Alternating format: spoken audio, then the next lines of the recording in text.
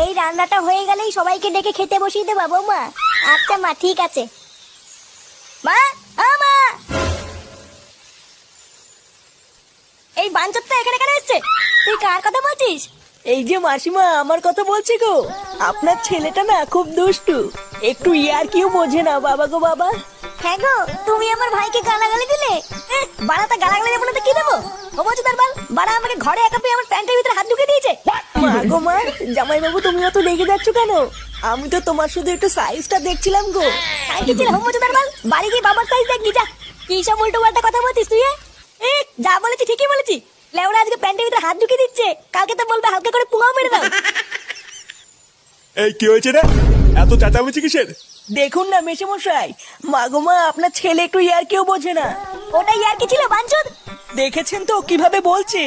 দেখো মা, আমি কিন্তু বলে দিচ্ছি, এই চুদির ভাই যদি বাড়িতে থাকে আমি কিন্তু বাড়ি থাকবো না, বলে দিলাম।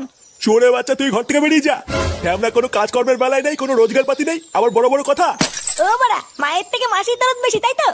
বাড়া এখন তো দেখছি আমার থেকে এই বাড়িতে হোমোচোদার দাম বেশি। লেওরা যেদিন এই হোমোচোদাটা তোমার ধুতির ভিতরে হাত ঢুকিয়ে নেয়ানারি করবে সেদিন বুঝবা বালের এই বাড়িতে আমার কোনো দামই নেই।